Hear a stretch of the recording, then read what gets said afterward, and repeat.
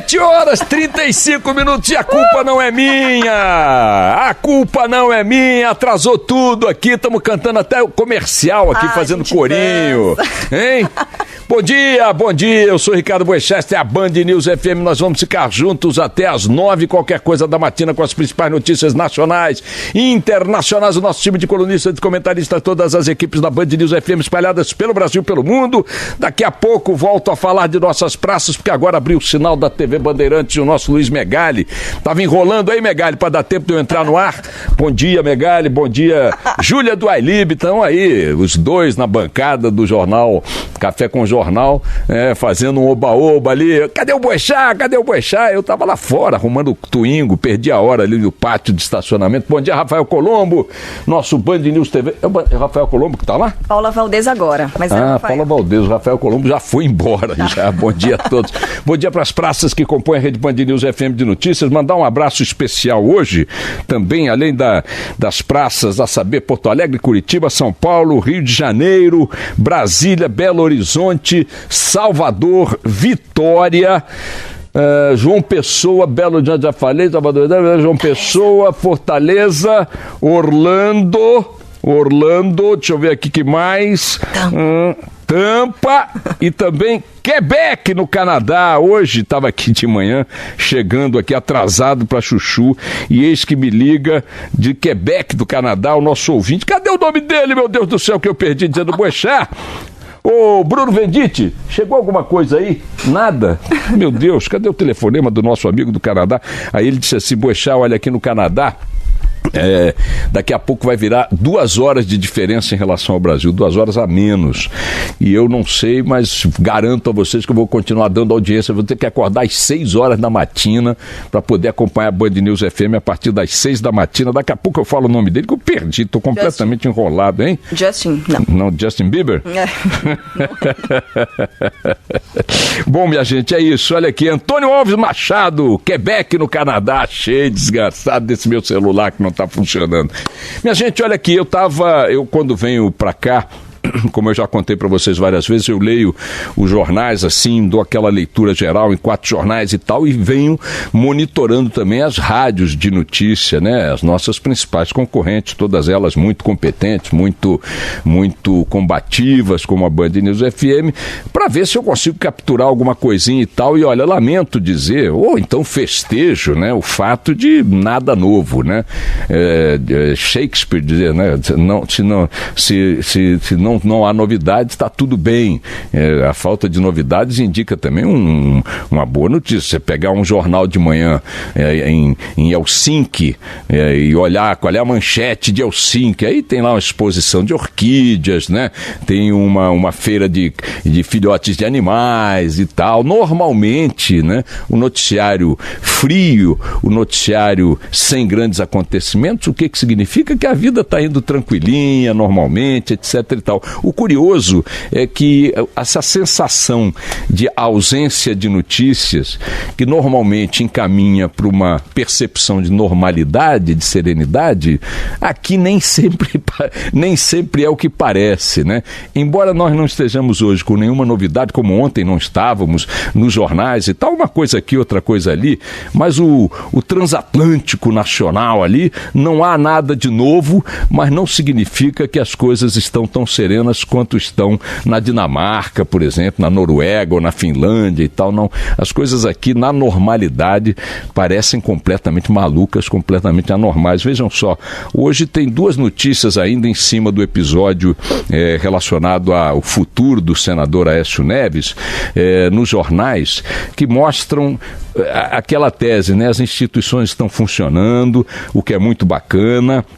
Elas estão produzindo os resultados dentro das pautas a que se propõem, né? Os julgamentos, as análises, o debate político, parari, parará, e aí você tem a sensação, bom, então está tudo caminhando, mas de uma maneira meio maluca. Vejam só o que está hoje nos jornais. O PT, Partido dos Trabalhadores, numa guinada de 360 graus, como diria aqueles radicais geométricos, né? Mas numa guinada de 180 graus, está dizendo agora que vai votar a rigor, né? Pelo afastamento, né, de Aécio Neves do mandato de senador. A sua cassação, vamos chamar de cassação, dê lá o nome que quiser, mas equivalerá a algo do gênero. Você tira o senador do mandato, você está cassando o senador. Eles, na verdade, sinalizam que vão apoiar a decisão do Supremo que determinou o afastamento de Aécio do mandato diante dos escândalos em que o senador se viu envolvido aí com aqueles flagrantes todos de mala de dinheiro para lá e para cá na mão de seus parentes, né, primo, irmã, etc. e tal.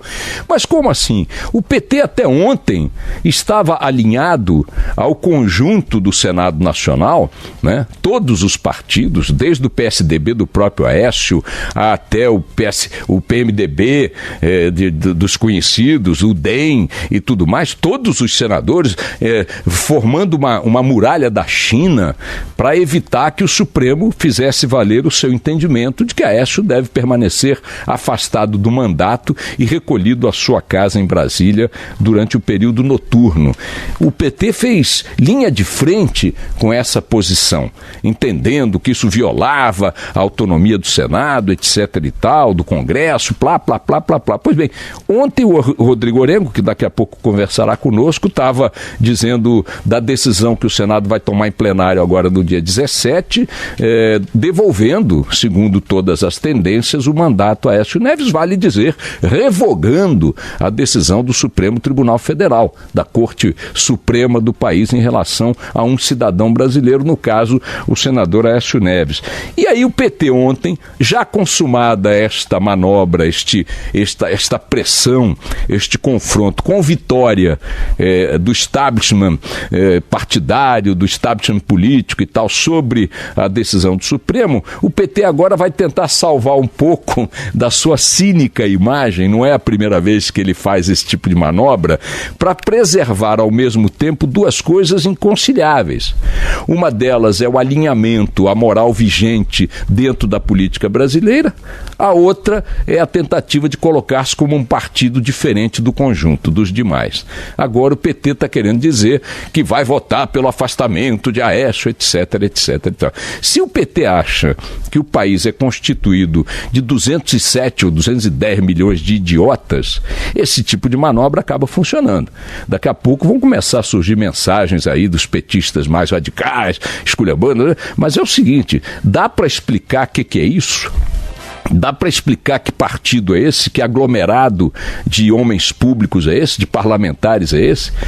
Com esse tipo de guinada o tempo todo, uma hora para um lado, outra hora para outro, uma hora é a favor da Lava Jato, outra hora é muito contra, uma hora é a favor do combate à corrupção, outra hora mais nem tanto, uma hora é um discurso, mas a prática é outra e tal. Agora, diante dessa mudança de posição que está anunciada hoje nos jornais, eu fico me perguntando o que os petistas mais puros de intenção, de sentimentos, de propósitos, como é que eles estão se sentindo?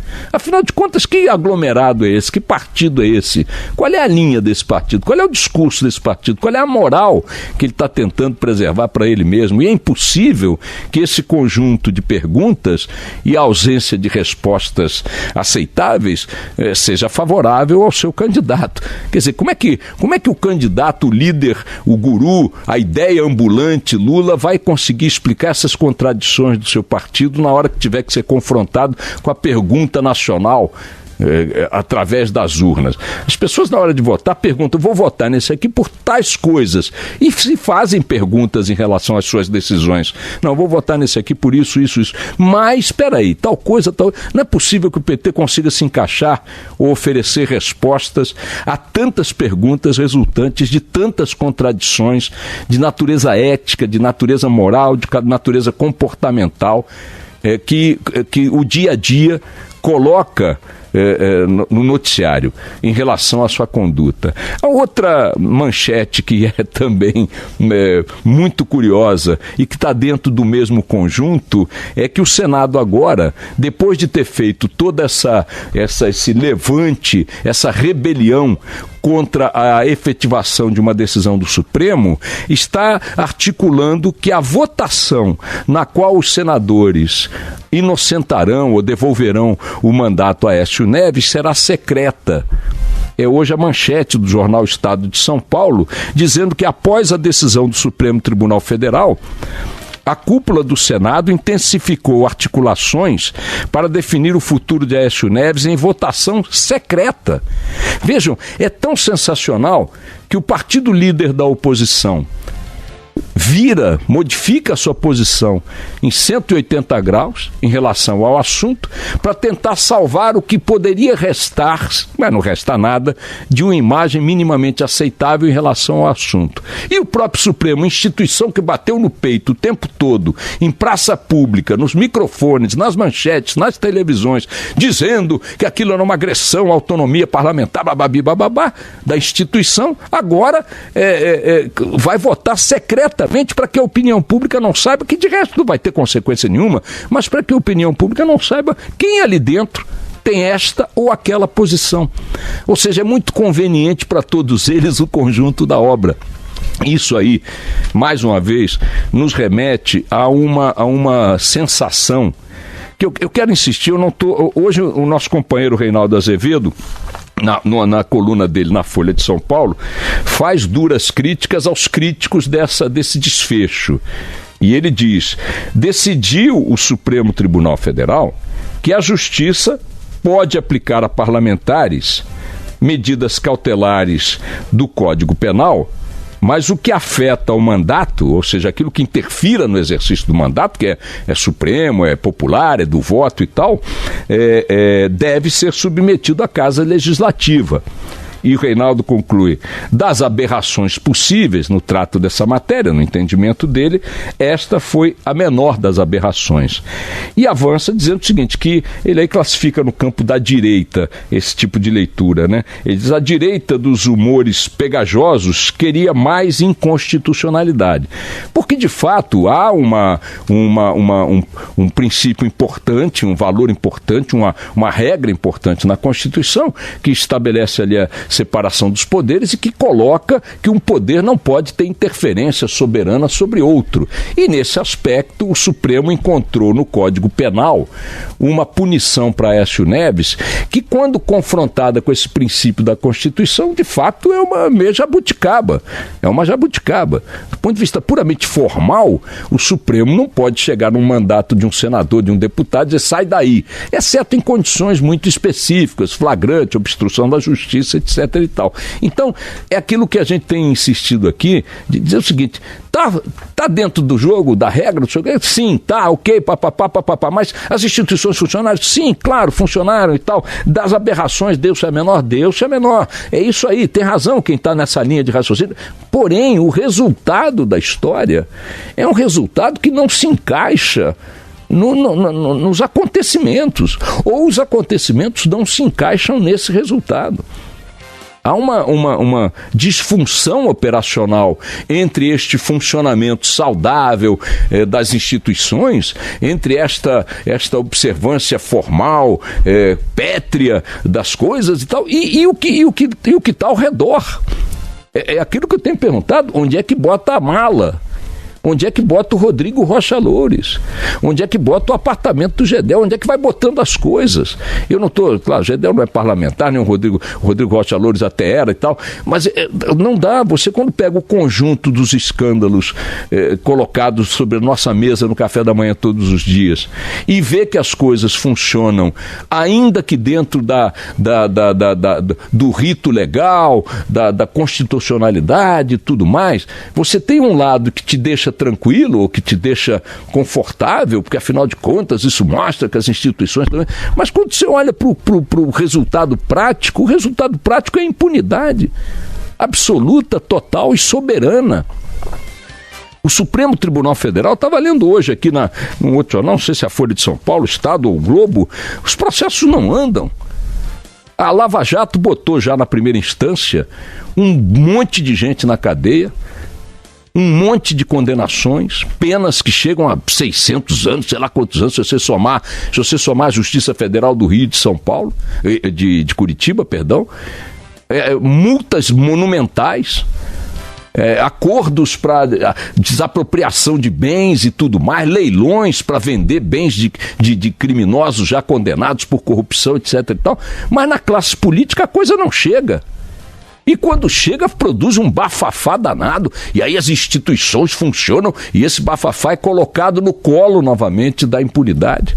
Esse é o resultado objetivo. Eu concordo, quero dizer aqui, de que o processo todo tem suas anomalias.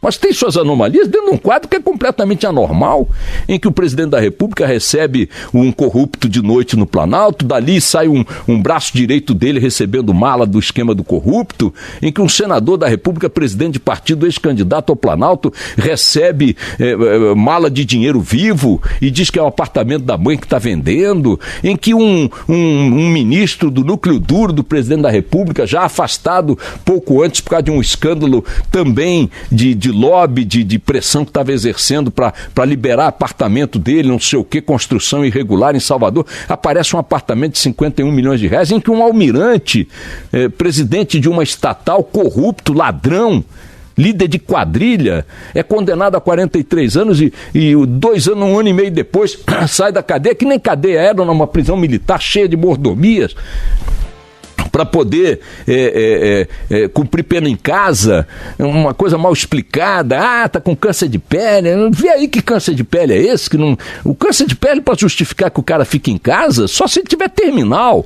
Não sei se é o caso, espero até que não quero desejar a morte de ninguém, mas dá licença, em que você não consegue chegar às coisas efetivas desses escândalos todos. As instituições estão funcionando, repito, né? Os exames médicos do paciente estão todos perfeitos, mas ele está num mal-estar desgraçado, não consegue acordar, não consegue trabalhar.